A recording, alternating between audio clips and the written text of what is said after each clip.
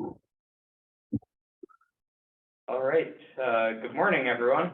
This is Ryan here.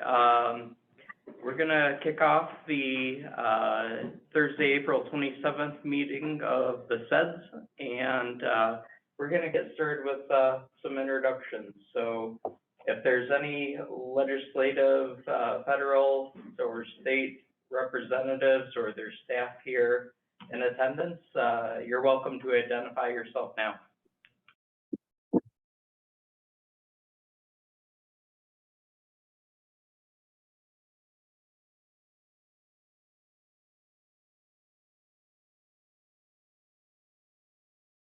All right, seeing as there's none, we're going to get started with introductions here. We're going to start with the in-room audience here. So would you please start? Sure, I'm Connie Hagla, and I am from Forsyth Township. I serve on the board as a trustee. Yes, I'm Ed Legault. I'm the executive director for the Delta County Economic Development Alliance. Bill Britton with Fresh Systems LLC. Kathleen Henry, Superior Watershed Partnership. Ryan Carrig, QPAD. And then on virtual conference, I'm going to get started with Alan Barr. Alan Barr, CEO of Creative Change Associates. Next I have Carl. Hi, Carl Lindquist with the Superior Watershed Partnership. Great, thank you. Let's see, next I have Vince Bevins.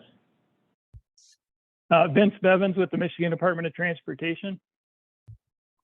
Thank you, Vince. May. Good morning, everyone. This is May Chupros with Partridge Creek Farm. I'm on the road, so thanks for your grace. I was listening in. Good to see everyone this morning. Thank you, May. Dave Nyberg. Good morning, everyone. Dave Nyberg, Executive Director for Business Engagement and Economic Development at Northern Michigan University. Great to be here. Thanks, Dave. Craig. Craig Genie, City Manager, Ishpeming. Next we have Trey. Trey Frigette, Marquette Alger Risa, and RMC 21. Thank you. Julie Carla. Good morning, everyone. Julie Carla, Michigan Department of Health and Human Services. Julie. Victoria. Good morning. Victoria George with Schoolcraft Tourism and Commerce. Thank you. Donna.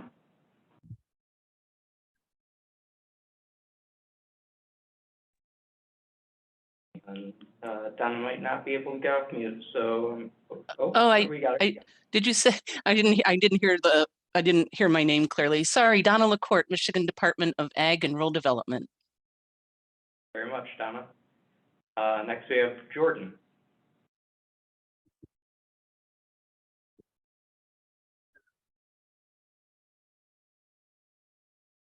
Right, maybe Jordan's not able to get off mute, but I'll move on to Holly. Hey, sorry, Ryan. I was clicking and it wouldn't work. Jordan Stankina, City Manager for Iron Mountain. I appreciate it, Jordan. Thanks. Holly. Hi, Holly Peoples, Upper Peninsula, Michigan Works. Thank you, Holly. Christopher. Hey, everyone. Christopher Germain, CEO, Lake Superior Community Partnership. Emily Leach. Good morning, everyone. Emily Leach with Marquette County Planning. I'm hoping to stay on as long as possible, but I am home with my 6th son. So if I hop off, that's why. I hope they get well soon. Drip.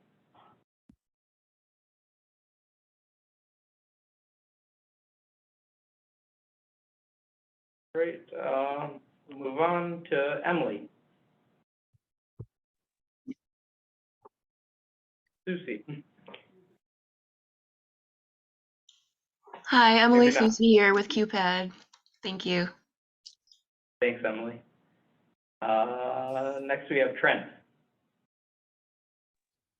Trent Bellinger, Delta Schoolcraft ISD Career Technical Education. Appreciate it, Trent. Michelle. Good morning, Michelle LaJoy, Executive Director for Community Action, Elder Marquette. Thank you. And finally, we have Lois. Hey, good morning. Lois Ellis, Dickinson Area Economic Development Alliance, but I'm on the road, so I'm going to mute. Okay, thanks. All right, anyone else who I didn't call that joined already or didn't get a chance to say hi? Well, if not, I'm going to move on to our agenda items then. So first up, we have the CEDS 2024 to 2028 update process. So CPAD has received its Partnership Planning Award for writing the CEDS grant and organizing the CEDS Committee for the 23 to 25 period. And so we're going to be updating the CEDS this year.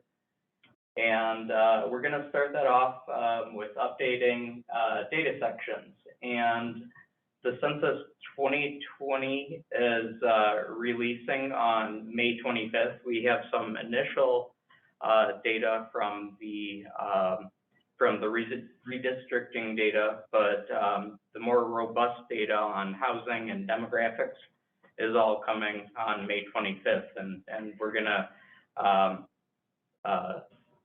put together that data, analyze it, and create some nice graphics. And I'm planning to present those out at the June CEDS Committee meeting.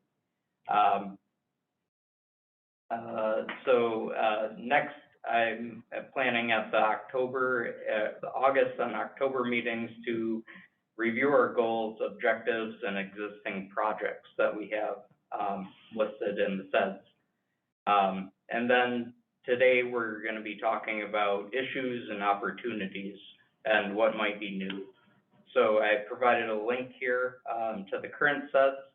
And so if you're wishing to review that and kind of see what it previously said and what might need to be updated, you may follow that link. I guess you can't click it though. So I'll send a copy of this presentation after the meeting, and then you should be able to click that.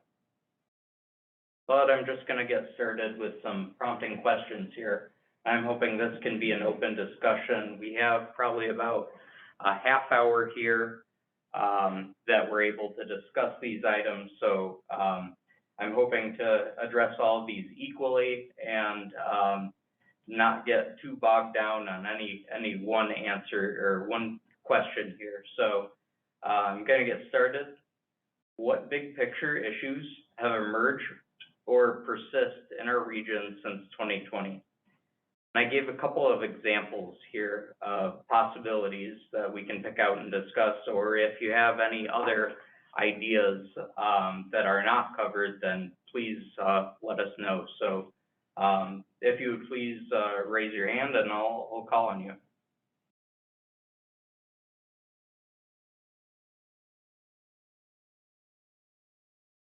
Yeah, Ed. I just think one of the biggest issues and threats to our economic viability in the Upper Peninsula is housing. And I know there are a lot of potential projects that people have looked at, and hopefully we start seeing, many of these start getting some traction. But to me, with housing, we just can't let our foot off the gas pedal for quite a while to even be, where we should be. Absolutely. And since 2020, there's been a lot of increased pressure on the housing market, the cost of labor, the cost of goods. Yeah, absolutely. It's a fundamental issue to pretty much everything in economic development.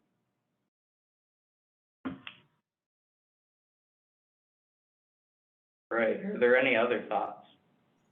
Ryan, it's Holly. I'm sorry, this is the first time I've made it to one of these meetings, so I apologize if there's something I don't know, but is there gonna be a bullet point here on workforce or talent? Yes, absolutely. Yeah, we do have some of that, I believe, in our existing sets, but are there any ideas that you have that kind of expand on that? I'm not sure that I know enough to really say, but I feel like every conversation that I've been in for like a number of years now has been, businesses are unable to meet their customer needs or expand or grow because of worker shortages and talent shortages and training gaps and things like that. So I guess just generally speaking, I feel like it's an economic development related issue. Certainly is, yes. We'll look back at what we currently have in the SEDS on that and try to expand on that a little bit, and maybe I'll come pick your brain a little bit on how we can improve that section. Thanks, Ryan. Thank you. Yep. Hey, Ryan, on related to the first comment on housing, I think we need to get some clarity from, or maybe just an update from Invest UP as the manager of the $15 million for the funding to help with the barriers to development in housing, and just kind of what they're projecting, how it's going to be spent, where it's going to be spent, or what is eligible spending, just something like that. Yeah, certainly, that's a great idea. And if anybody from Invest UP is on our call right now, you may let us know. But I think Amy Berglund just recently provided an update. Oh, it's tomorrow. Tomorrow, she's going to provide an update in Hannah. Right, okay, yeah, there's going to be an update provided tomorrow at the Hannahville meeting. Yeah, Delta County Hannahville Task Force. And I'm assuming after, they've started to get a lot of their details in line.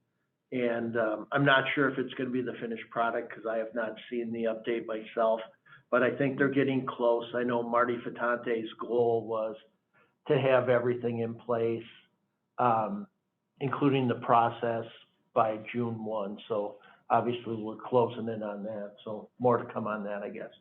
Great, thank you. I'm sorry, who was that speaking? Ed Legault. We have Dave Nyberg with his hand up.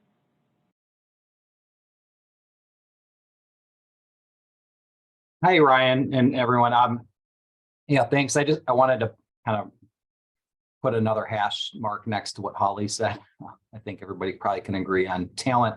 But one thing that I've been, and especially lately, one thing that I've been hearing a lot of from employers in the work that we do with partnerships at Northern, certainly mostly focused on workforce talent and what that means in terms of new graduates and the skills they're obtaining, or incumbent workers, and kind of management, leadership level training is another one. So what the workforce talent is certainly a broad topic, but probably drill down into a number of categories for that, including production talent, management, and specialized skills. But the one thing I wanted to speak to, and also just kind of ask the group to gut check me on this, and make sure I'm on track. But I've been hearing a lot of themes lately from employers related to infrastructure, and again, broad topic, but examples would be available and suitable commercial property near population centers where there is workforce talent, where people want to live. There's maybe a surplus of commercial properties in areas that are being underutilized, but there are some communities in the region where commercial property is not available, and that's inhibiting growth opportunities for incumbent industry. Another under the category of infrastructure is certainly, I think I saw in the bullets here, environmental resiliency, asset planning for cities. The city of Marquette is going through its updated community master plan. And so that's a topic that's come up a lot with, from both residents in the community and industry. And I'm sure that could be repeated across the region. But the other big one is affordable and reliable air travel. That's a big barrier that I often hear from employers. So, in addition to workforce, those are the kind of common themes that I'm hearing from employers. I don't know if there are employers on the CEDS committee that can, elaborate on that or maybe add some additional definition to those pain points. But I thought it'd be important to mention infrastructure. They're all great answers, Dave, and I'm particularly interested in diving down into the infrastructure needs and available development opportunities in the area. I'd like to identify some of those key areas because this is particularly important in the CEDS as we can use EDA funding for this kind of work. So yeah, very good. And we'll be sure to jot those down. Alan, you have your hand up. Yeah, so I would echo a lot of what's been said. So starting with talent, the talent pool seems tighter and smaller than ever, at least from my experience here in the Central UP. And it's a barrier to business growth for certain, and it might even be a barrier to business sustainability. In particular, real estate, insurance, sort of the professional services companies are really having a hard time finding folks to work. Housing, big issue, and it's going to be a long-term issue. And we've got two huge infrastructure projects, Sulaks and Billerud, that are going to take up a huge component of our housing. And it's going to, I think, exacerbate the situation for others. And so that's an issue, certainly. And so just stuff to keep on our horizon. Definitely. Thanks for keeping us aware of that. So since the talent issue keeps coming up, I just got an email this morning from Lee Shuri sharing some of the open programs or programs that are opening soon. He's our EDA rep, by the way. So one of the programs on here is the Recompete Pilot Program. It provides grant funding to distressed communities, which we qualify as, across the country to create and connect workers to good jobs and support long-term comprehensive economic development by helping to reduce the high prime age, 25 to 54 years old employment gap. And that's a $200 million program. And the NOFO is going to be released soon. So I'll keep everybody informed on that as that comes up, and potentially this is an interest, but the traditional EDA economic adjustment program also funds workforce development projects. All right. I want to add, right? Yeah. So this is Phil, down here in Escanaba. Definitely echo the reliable air travel things. My wife just came back from New York City yesterday, where she had, because of the only one flight in, had to stay overnight at the airport in Chicago and arrived exhausted. Yeah, that's a big one, and echo everything else. But I think under the environmental resiliency, you could also talk about food system resiliency too. Yep.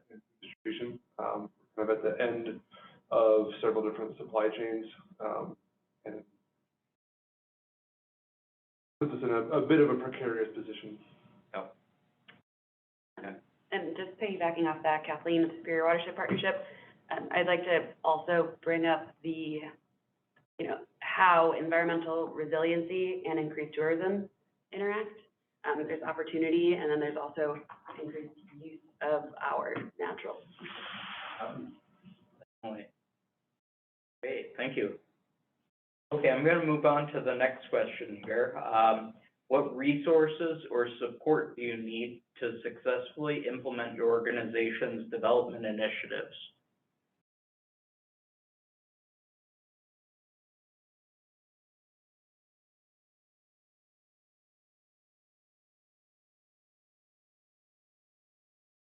Ryan, this is Michelle LaJoy.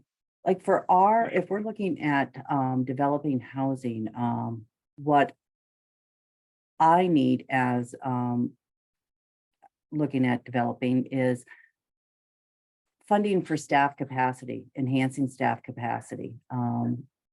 In the past, there was funding through other resources. It's very limited now. I know that Sarah Lucas is looking at a pot of funding for that, along with Gary Heidel at Mishta. But that is one thing that our small communities are in need of. Thank you, Michelle. Yeah, that rural readiness grant from MDARD as a capacity building and planning grant, I think $50,000. And that is open right now. I have it in my presentation a little bit later on, but that is a possibility for at least getting started with that. It's not long-term sustainable funding, which I think we need to figure out a solution to that for a lot of organizations, but definitely feel that what you said. Is there any other thoughts? I think most are going to be revolving around capacity here. So, but if there's anything else that anyone wants to share, other than that.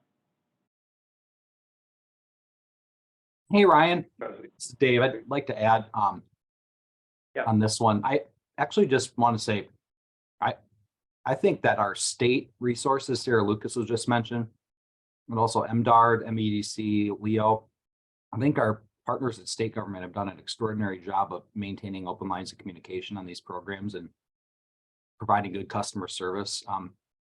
We've had good experience on a variety of programs in the last couple of years with state partners at Northern, and so I guess maintaining that level of relationship and attention to the UP has been appreciated, and keep up the good work.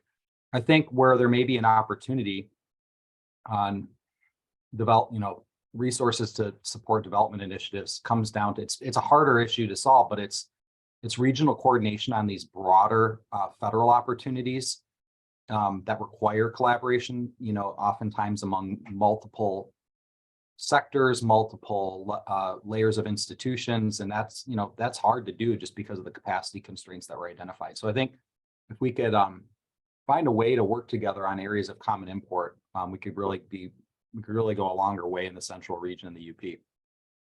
And I know there's been good work on that effort as well. I don't want to diminish that, but I think just kind of continuing to focus on what we're all talking about today, being at the table and truly collaborating is, we're going to have better success working on those larger federal grant opportunities.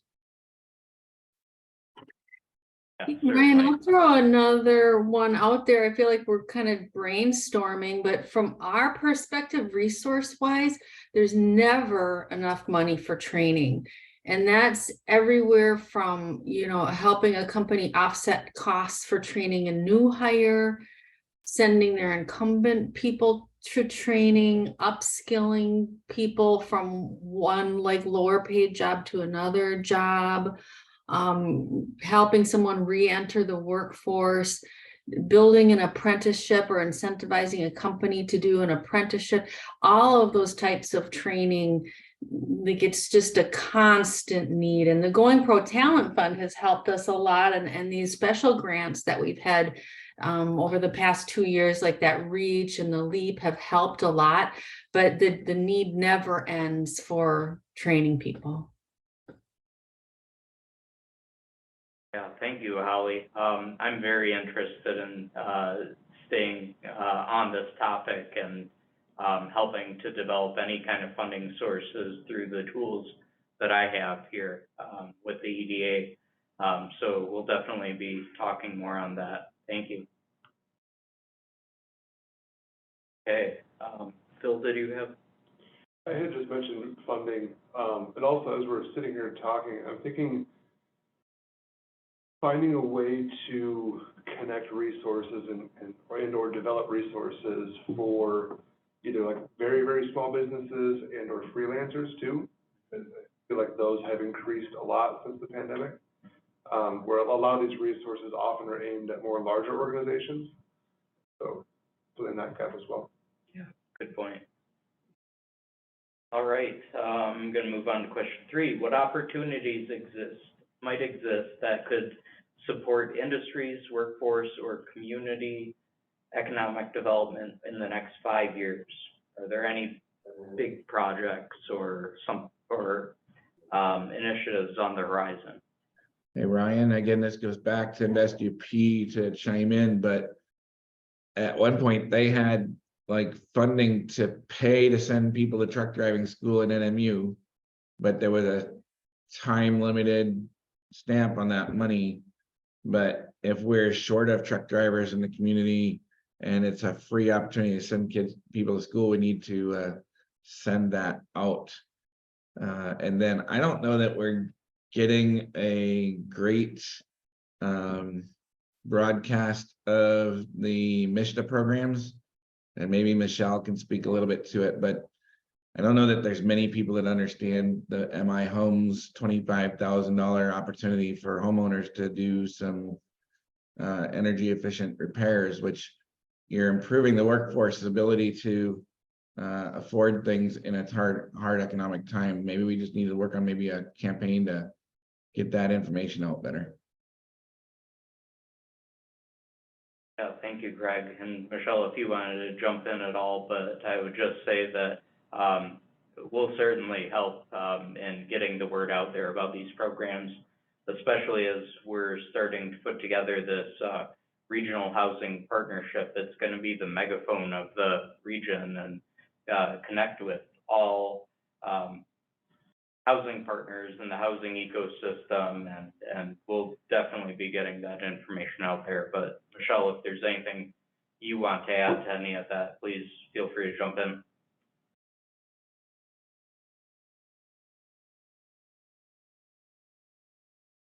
Okay, if not, I'm welcoming any other opportunities anyone wants to share. Hey, sorry, Ryan, another one on the MISHDA programs is the funding to improve housing units.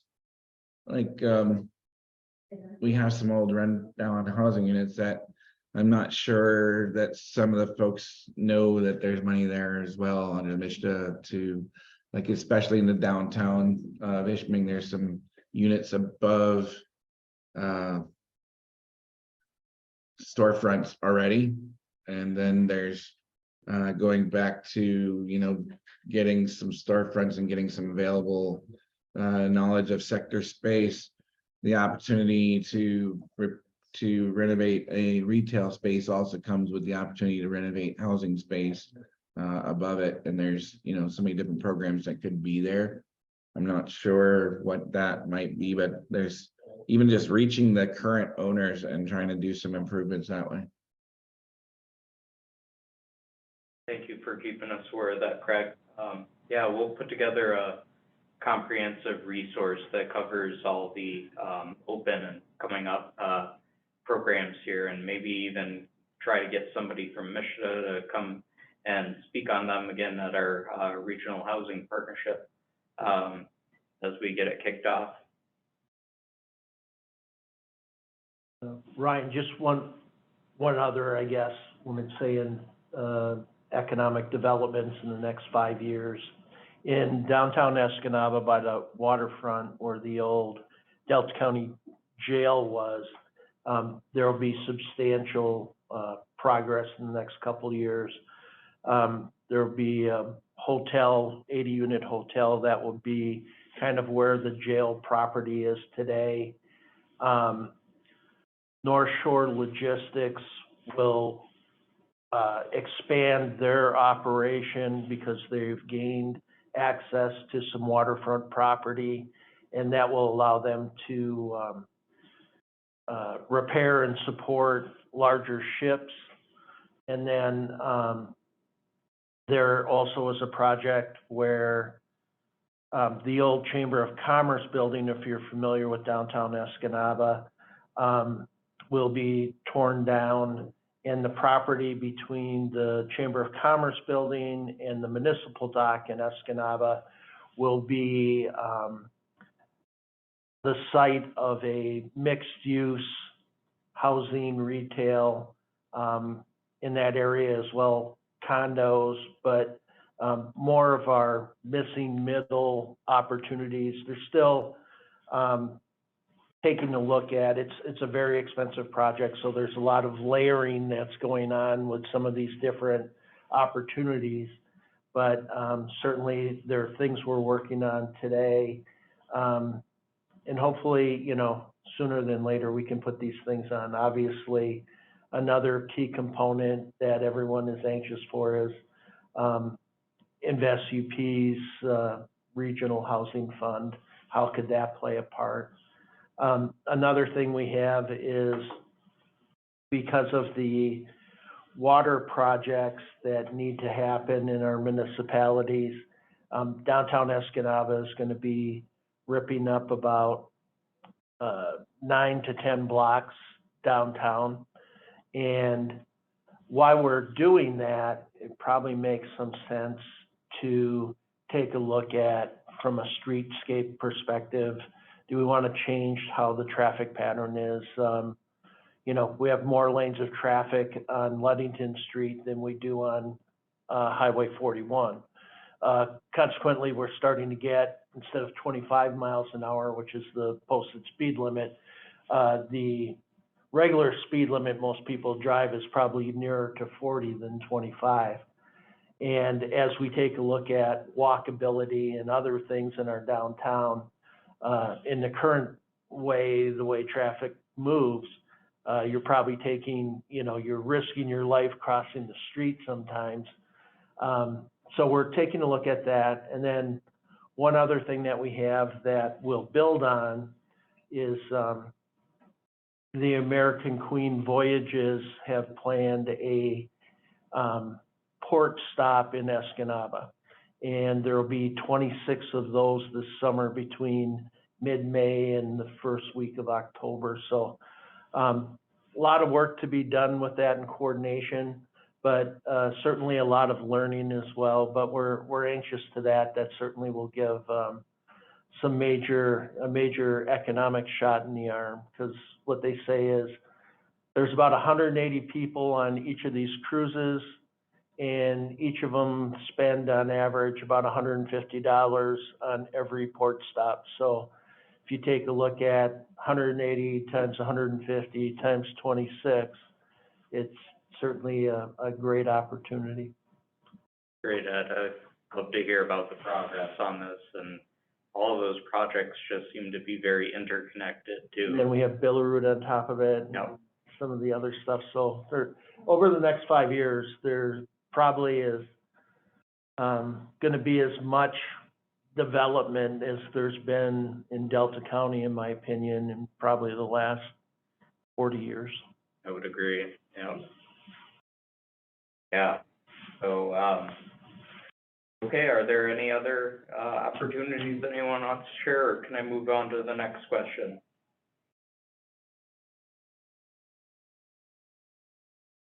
All right, we're moving on. What priorities have not yet been addressed that relate to economic sustainability or stability? Hi, this is May. I'm going to jump in here. I would be remiss if, being the only maybe food person on this call, we didn't mention food and our region's access to healthy food. As we grow in population, this is going to become increasingly important, especially with tourists in the summertime. And a farmer's market, a vibrant farmer's market, is really a sign of an economically viable community. It's a epicenter for gathering, and so I just want to really plug that local food is, I think, pretty important. It's $1 billion industry in the Upper Peninsula, and we import 93% of it. So just increasing the ability for local farms to have access to resources so they can continue to keep us fed. That's great, May. Thank you for that. And I guess Ryan? related to that, oh, I'm sorry, go ahead. This is Lois. On the, I think you said environment and sustainability, something that's coming up for every community, if they aren't aware of it yet, there are going to be big changes to solid waste management. and everyone's plans will have to be redone. I think that'll happen in 24. There's a big recycling component and goals for the state to meet. And so every community is going to be looked at to contribute to those goals. And I do think that there may be a role for QPAD to help some of the communities get those plans updated. And there's probably a lot of common elements that can, be done together so that each community doesn't have to do their own. Just so you know, Lois, I don't think I invited you, but there is a Dickinson County event for materials management for municipal leaders on Tuesday, May 2nd at 3 o'clock at Bay College. Okay, thank you. And Who was that? I'll I'm follow sorry. up and I'll send you the invite. That's Ryan from QPAD. Oh, okay, great. Thank you. Ryan here. Yeah, Team Ryan. Is there anything else that you wanted to? Yeah, and on that, we're visiting every county in the central region for materials management, community engagement. We did Menominee County last week, Dickinson next week, and we're scheduling Delta right now. So we'll be around. Great. Thanks for Great, that, thank Lois. you. All right, moving on to our last question. How can we be more intentional about applying diversity, equity, and inclusion principles into our development work? Hey, Ryan, can you first define what the heck that means? Diversity, equity, and inclusion. I think of it as fairness, I guess. Making sure, for example, our rural areas are equitably served by broadband would be one example of that. Okay, I guess I'm sorry, just because I'm really wondering. So what we're trying to do is answer a question about how cities versus townships versus villages versus whatever are getting the same attention as it scopes beyond as a region, or like or where we regionally want to request funding support or development support. I don't know, understand, like what would a city of Ishpeming role or a city or village of any of those folks on here, what would the role be in understanding how to increase broadband across, say, a township not associated with me? Like I'm just trying to figure out how I contribute to the conversation, because I truly, as in my role, focus on a single entity of the city of Ishpeming. Can I jump in here? This is May. Go ahead, May. So when I think about diversity, equity, and inclusion and how it what it means to this group, I think about how I actually think about it, Craig, on an individual level. And so you just thinking about Ishpeming makes sense. And so how can you ensure that as we grow and as we develop, we're not leaving people behind in our communities? So, like housing goes up because it's more desirable. And what does that do to people who've been here for a long time, but can't afford these housing prices that are increasing? So I think for me, it's looking at how we can grow, but also not leave people behind in our communities, and how we can as we grow and change, how we can also make sure that everybody feels comfortable and like they belong in the community still as we change and grow. So I actually just wanted to share that was my opinion about diversity, equity, inclusion, and to answer your question, Craig, maybe think about it not as a whole region, but as diversity, equity, inclusion in your specific community. I don't know if that's helpful, but hopefully it helps define it a little bit better. That was a really good answer, May, and thank you for clarifying that. So would it be helpful to ask an organization that does have very good applying DEI principles into their development work? How do you do that? And can you give an example of that? Are you asking me to give an example? Just any, Oh. or any organization that has DEI principles that are, you know, integrated into their development work, an example of how that works. This is Ed. I'll give an example, not necessarily with the Delta County EDA, but something I see as I was part of a conversation or a discussion with people at Bay College. And one of the things that I think we need to do, and especially we're at, you know, a staffing crisis on a lot of different things, and let's use nursing as an example. We have to not stereotype what a nurse looked like back when I was in high school. It was probably 100% female, and consequently, you know, we bump into where we may not have as many people. But if there are people that are interested in getting in that type of medical experience, it should be open to all genders and welcome to all genders, and not strictly, and we're seeing more males get into nursing, but that's something that, just as an example, we have the opportunity to break down some of the stereotypes of what these occupations look like.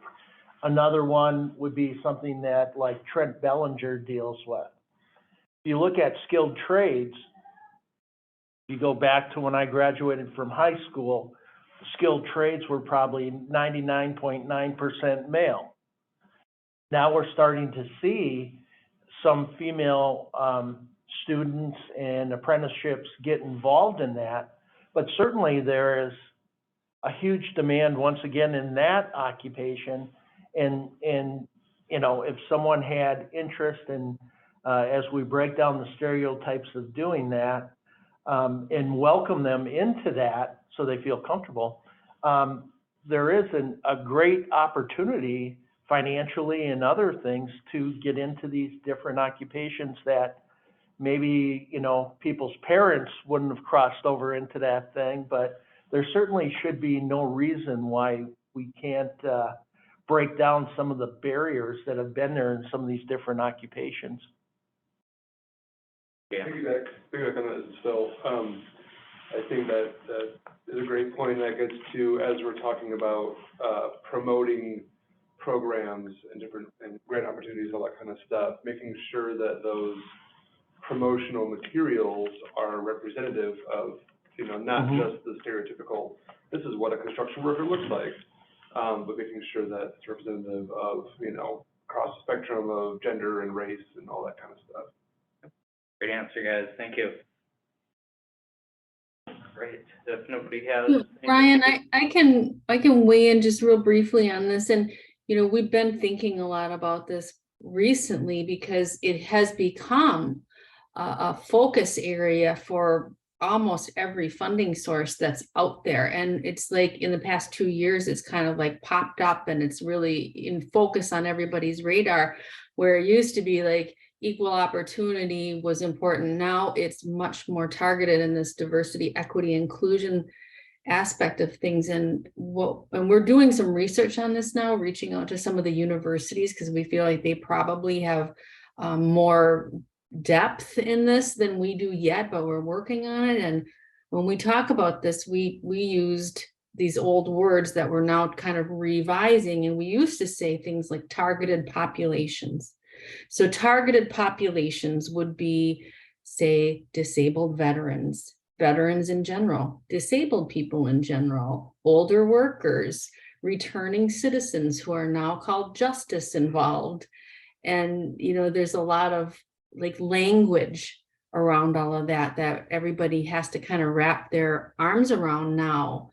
And then another set of individuals that we are now thinking about more in terms of those targeted populations are people and families who are experiencing situational or generational poverty, and also people and families who are disconnected from population centers because they have barriers such as transportation that keep them from ever entering the workforce or re-entering the workforce. So those are some of the things that we've been talking about here. Those are some really great insights, Holly. Thank you. So Ryan, I guess after listening to all this, I think maybe a strategy for how this group could be more intentional, right, is to engage MSU Extension, who is, they run planning, they're a participant with the CEDM efforts on housing, which, you know, this also became part of the discussion. Like maybe we should frame out using an organization that's already engaging in these areas, what should be included in master planning into housing strategies. Like maybe there's just a framework or at least a inclusion of statement that could be utilized or adopted as part of our regional strategy that everyone has as part of their program, but it's centrally managed or centrally created that we all chime in, yep, I like this, don't like this, I want this, but then we all have then the opportunity to adopt that as a region rather than us all kind of collectively independently working, right? Maybe we can change it from Ishpeming and Negaunee and all the others to the regional concept of applying diversity, equity, inclusion into a regional statement of some sort, using an existing program of MSU Extension to do it for us. So I also just want to hop in here and say I love that idea, Craig, but I don't think it's enough to just have a statement that people come up with. They need to actually go through some sort of training and actually authentically practice it too. So I would advocate that it's two things. Okay, I don't have a problem with that, but I'm just saying that we got to start somewhere, and if the Totally. and the goal is to understand it collectively, then let's get it defined collectively, and then how do we apply that could be the next step, which is what you're talking about. But when a municipality wants to apply for grants and wants to say how we're doing it, here's the region's answer to everybody's application. Would also be supported by that statement. So I'm just looking at how do we be more intentional. That's a way. And May, you're absolutely right. Maybe the next step is to take it and how do we apply it. Yeah, I really like the idea too, Craig, and in particularly engaging MSU Extension to do some of this and maybe provide some education to all of us on what we can do better. There's always room for improvement in all of our stuff. So I think I'm going to look into that a little bit more. Will Cronin is typically on these calls, but he had a conflict. And so I'll engage with him and Brad Newman on this and find out what more we can do here in the future. So thank you for all the answers, folks. And I'm gonna Ryan, can I throw one more thing in there? And this might be a CEDS worthy thought, but one of the things that we've been training all of our staff on is a model of thinking that's called Bridges Out of Poverty. And I don't need to get into all the specifics here. I can send you some information on it, but it's frameworks for people who are in jobs such as many that of us are in. It's a framework for employers, and it's a framework for communities to be able to apply certain ideas and thinking and actions around helping people to get out of poverty. So I'll send you some details. I would appreciate that, Holly. Thank you. Yeah, we'll highlight that in CEDS too as an objective or strategy that we can work on. One last thing here I want to share. I want to read off Trey's comment as he had to leave the meeting, but he mentioned with respect to broadband, digital equity is a condition in which all individuals and communities have the information technology capacity needed for full participation in our society, democracy, and economy. Digital equity is necessary for civic and cultural participation, employment, lifelong learning, and access to essential service. Oh, I lost my place. Essential services. Digital literacy is the ability to use information and communication technologies to find, evaluate, create, and communicate information requiring both cognitive and technical skills. These are part of the MyHigh office. All right, well, thank you for that, Trey. And we're gonna move on to our next agenda item, call for projects and the fiscal year 23 Public Works and Economic Adjustment Assistance Notice of Funding Opportunity. That's been released. And it's posted on grants.gov. You'll have to navigate to that and open up the file folders to find that NOFO.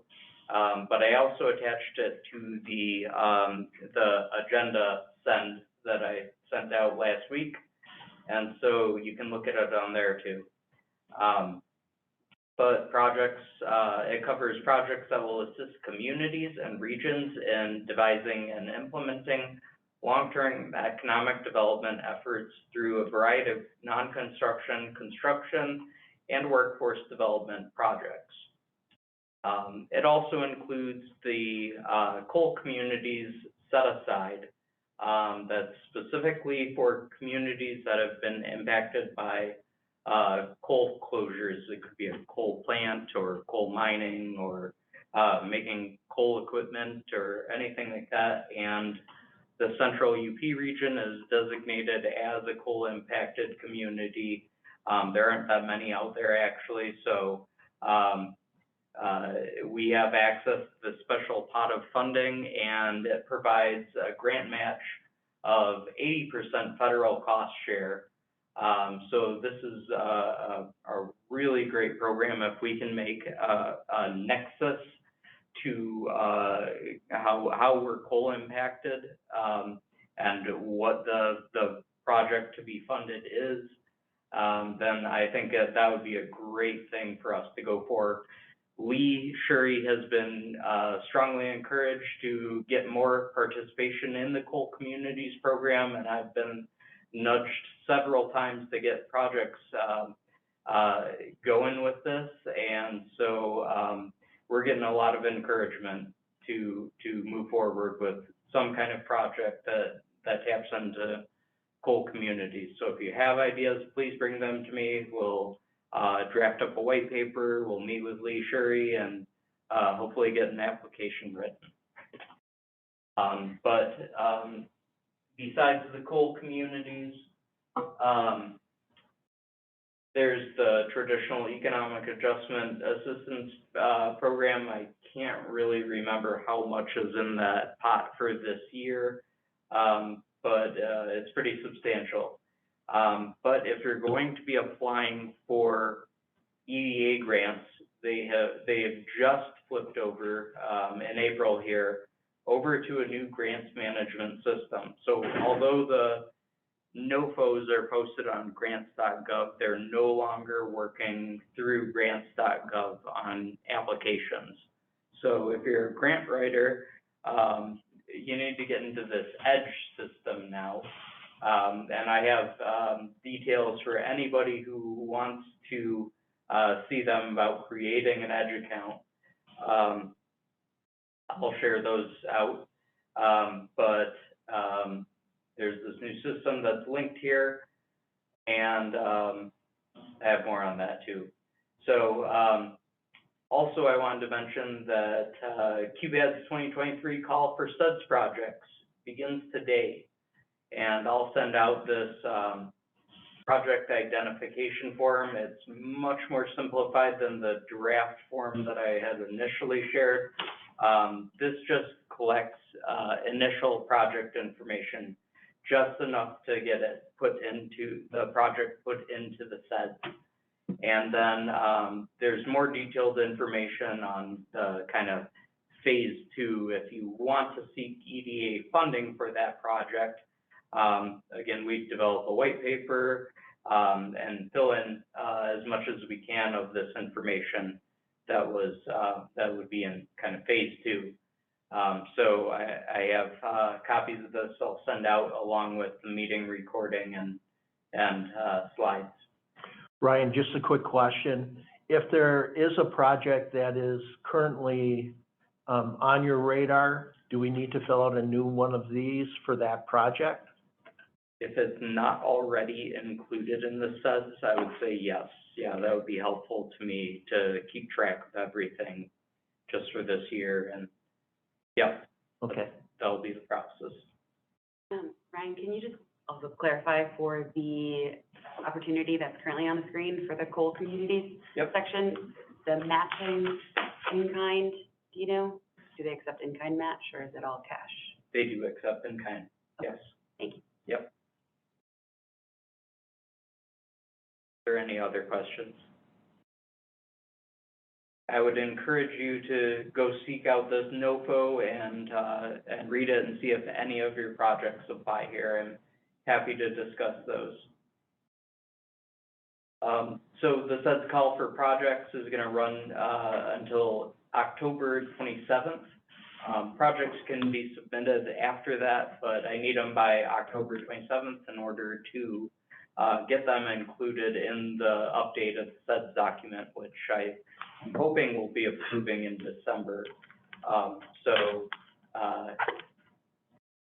Please, anytime between now and October 27th, submit your CEDS projects.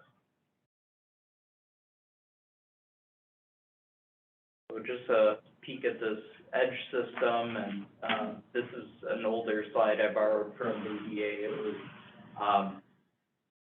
I think last month they shared this, but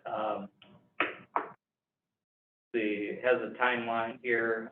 They just flipped over to this EDGE system in April, and I think there's training going to be going on. I think it hasn't started yet. EDA will announce when the training is going to be available, so we'll have more on that too. All right, so we've gotten through most of it. I just wanted to bring up a few regional interest items here. We have Kathy on the call. I'm not sure we do. But included in the newsletter that was sent with the agenda send, we have more detail on the UP EDA meeting coming up on May 19th. Yeah, I'm on. Oh, Kathy, I'm on, Ryan. Yeah, I'm sorry. I'm in my car and I had to find my mute button. So. Did you want to share on UP EDA? You can go ahead and do it, and then Holly, I think, probably has got the agenda probably closer to her right now. She can maybe do a shout out to who's on the docket as far as what's going on that day. It has switched to all virtual. It was going to be in person, but with the difficulty of having to get speakers in person, you know, it was too difficult. So we switched to all virtual, but maybe Holly can give an update on that. Yeah, I'm opening it, and of course my computer, there we go. All right. So May 19th, starting at 10, our keynote speaker is going to be Mike Smith, the director of Upper Peninsula Construction Council, who many of you may know. We're going to have a really cool update that Vince is leading through MDOT, and he's got some of his partners coming, Mark Maloney and Lindsay Ross. I don't have their titles right in front of me, but I talked to him a couple of times over this week and last week, and it sounds like they got some great information to share. And then this, I think, will be the second opportunity for some of you, but the first for many of you. Elizabeth Scott from TIP Strategies, who are the consultants that are doing the Invest UP study, is going to do their report out. So I'm personally really excited to see that. And then my boss, Deb Brunel, is going to do a brief update on just some stuff that we have going on here, some opportunities for partners and primarily for businesses that we want to share. Then there's going to be a little break, and we're going to switch to a different Zoom link. And the Michigan Infrastructure Council will be coming on. That's Gareth McKay, many of you may know. And they have released a study and some strategies around overall and some specific areas of infrastructure in Michigan. So we should be wrapping up about 3:30. It should be an action-packed day, and hope you guys can make it. If anybody needs the link to register, just let me know and I'll shoot it over to you. Thanks for the opportunity to kick that out there, Ryan. Yeah, and just a couple other things. It would be $15 for non-members, and it's free for members. And if you want to just go directly to a link, I know a lot of you are sitting on your computer, you can go to upeda.org, and the link will be at the bottom of that page too. So either that or get a hold of Holly and she can send you one. Thank you for sharing that. Yeah, it sounds like a fantastic event and a lot of good things lined up for it. Also on that Michigan Infrastructure Council training, I believe there's a second registration link for that. So if you just wanted to apply for that, like if you're a DPW supervisor at a community and just want to attend that one, there's a separate link that you can register for. So please, if you're with the municipality, push this out to your DPW staff, and lots of good stuff there on infrastructure and asset management. And so yeah, it's all included in the newsletter, or you can reach out to Holly. Right, next item, we have rural readiness. I just wanted to reiterate that the letter of interest for this grant is due on May 25th here. And this is for planning and capacity building around key regional projects. I believe Sarah Lucas in the webinar said we love partnerships, so like really hammer on that and your projects here that you might be coming up with letters for. I think there was a overall pot of $500,000, if I'm not mistaken. Grants are for up to $50,000, and they're trying to make it as easy as possible on communities and organizations, because they understand our ruralness and lack of capacity. So they're trying to really make this amenable for those communities. So look for it on the MDARD website, and if anybody has anything else to add on that, please jump in.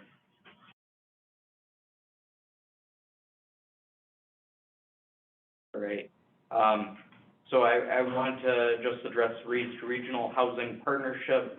We had our region had a meeting with MISHDA recently, and they informed us about the regional housing partnership that would be bringing together this ecosystem and helping to organize it and share information and help align the region with the statewide housing plan and all the programs that are falling under it, identifying what our regional priorities are.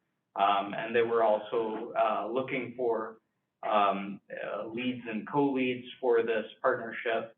QBAT and CAMS submitted an application for that, and we are waiting to hear back on that, but I believe that there were no other applications submitted in our region, and that this partnership between Community Action, Alger Marquette, and QBAT is going to go forward here. So you'll definitely be hearing from us soon on this, though.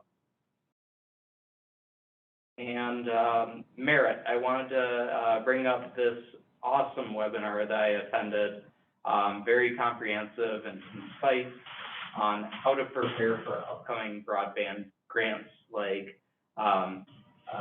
the BEAD grant from the from the FCC, and USDA Community Connect grants. Those are all coming up, and other opportunities. And so attending this webinar. There's a lot of great information in there that'll help you really understand what's going on. It's kind of a complicated topic, so more education is always welcome. And we have a broadband task force that's a subcommittee of the CEDS that is exploring lots of stuff like this and then trying to make digestible information. And we have partners, we're partnered with Merit and Connect Michigan and lots of internet service providers. So just know that we're also a resource and we're meeting on lots of broadband topics. Finally, we have RAP 2.0. And that application opens on May 1st. There was a webinar held recently. I'm assuming that's going to be posted eventually, but the draft application is available, and the FAQs document is going to be available soon. So the timeline looks kind of like this. Application is open in May. They held the informational webinar last week, May 1st. The portal opens June 30th. The application portal closes, so there's a 2-month window here. And then applications will be selected in fall 22. So if you have a public space project or a commercial, if you have a real estate redevelopment project, consider applying through this. And if you need any help, reach out to QPAD or InvestUP or your local economic development organization partner, and I'm sure they'd be glad to help you with this. Hey, Ryan, just one clarifying fact based on that timeline. Question that came up, if you didn't attend the webinar, because applications start May 1st and the window closes the end of June. Sometimes in the past, it would have been kind of a first come, first serve. It's not like that at all. All the applications will come in and then they will jointly review those at a time after June 30th. So in the past, sometimes we've, scrambled and ran around like crazy people to, get in at 8 in the morning on March 1st. It's no need to do that. Thank you for that clarification. It's a good point. Does anyone else want to speak on RAP 2 or have any thoughts? Are there any projects that are being planned in the region that you'd like to share?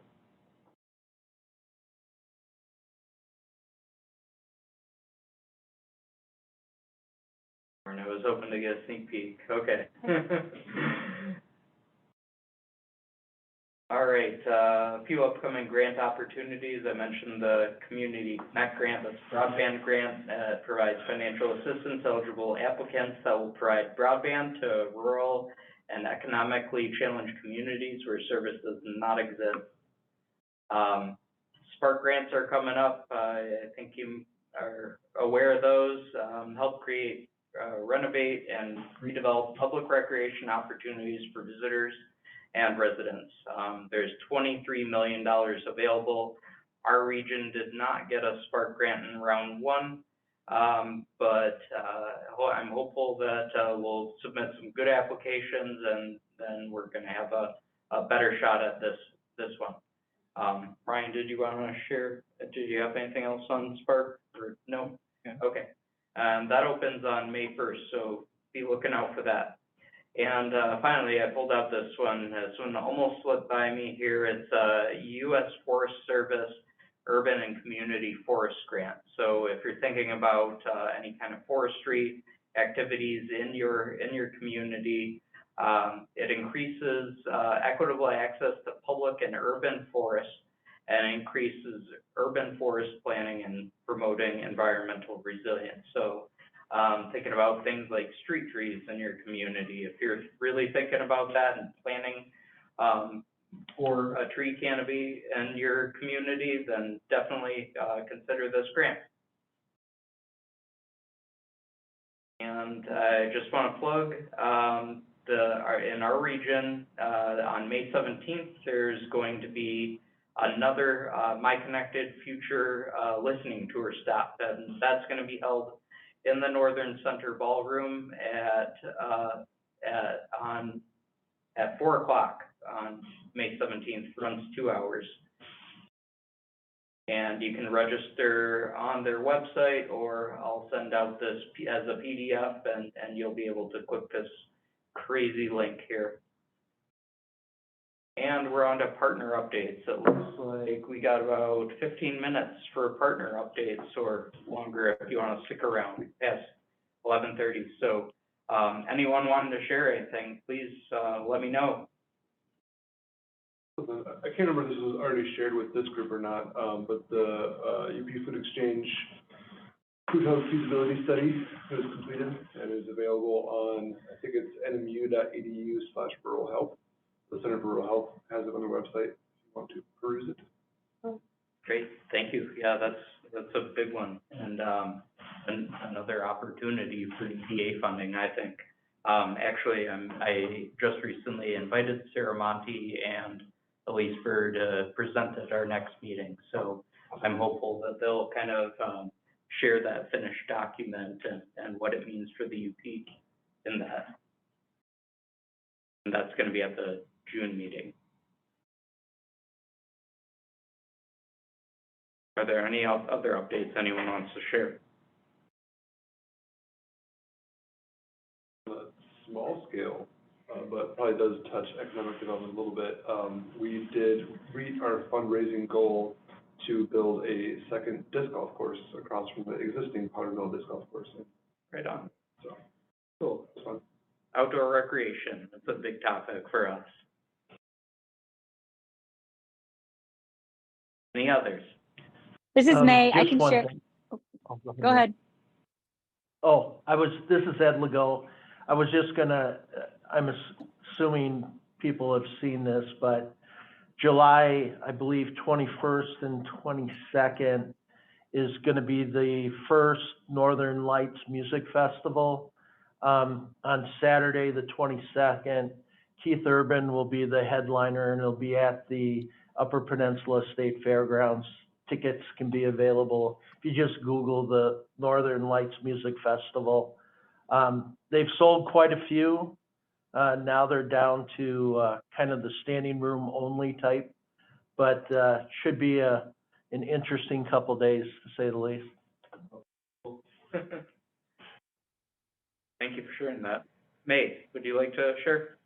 Yeah, I just wanted to share that Ishpeming High School just got approved for a career technical education agriculture teacher. So teaching, it's the first horticulture focused program in the UP. So we are opening it up to any schools in Marquette or Alger County if there's young people who want to come and learn how to be farmers and grow food. And we're partnering with NMU's indoor ag program. So there'll be both the outdoor ag and small machinery and equipment repair. So you get the traditional farming experience, traditional organic farming experience, and then also the indoor ag farming experience. So if anybody is connected to the schools and or the principals and or young people who would be interested in this sort of trade, we're taking students right now. That's really cool. Yeah, great. The Superior Watershed Partnership's Great Lakes Climate Corps, our field season is starting in about a week and a half. So in terms of workforce development, we'll have between 30 to 40 young adults working throughout the summer on environmental projects throughout the UP. Awesome. Yeah. But you guys are busy. Yes. Planning is in full swing. And Kathleen, this is Carl. Can you hear me? Yes. I would just follow up on that. We have two new federal grants for wildfire mitigation, and those crews that Kathleen mentioned will also be starting that work this summer. It's funding for the next few years, but for all the local units of government on the call, we're going to be doing a press release soon asking for any sites that have public buildings or public infrastructure that need the woody debris or trees removed, from close proximity. That's what fire mitigation is, removing the fuel. It's hard work, and that's what they'll be doing. Anyway, so we're going to be looking for potential projects from local units of government in the coming months. That was one. The other I wanted to mention is working with the city of Marquette. We finally got our state bottomlands permit to proceed with the Lakeshore Restoration Project, that mile of shoreline on the city Lakeshore Boulevard where it's huge boulders right now. And so that will be starting this summer. And lastly, Ryan, you mentioned waste. What is the term you use? You use the term materials management. I just wanted to remind again all the local units of government that working with state funding, the SWP does coordinates tire recycling UP wide for waste, just waste tires or tires in the woods, wetlands, wherever they are. We have collection events sometimes. So tires and electronic waste will be having a number of collections this summer. Am I missing anything there, Kathleen? Nope, e-waste and scrap tires, yeah. So if you're interested in hosting a community collection event, you can reach out to me or Carl, and we can kind of set that up. Okay, that's it for updates. Thank you. We'll get the word out there too. We'll include that in our post-meeting email. Sounds good. Anybody else?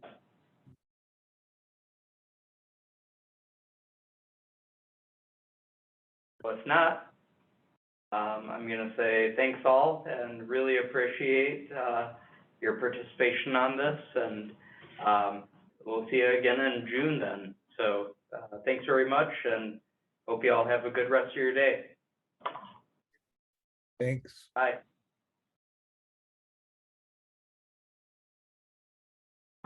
Ryan,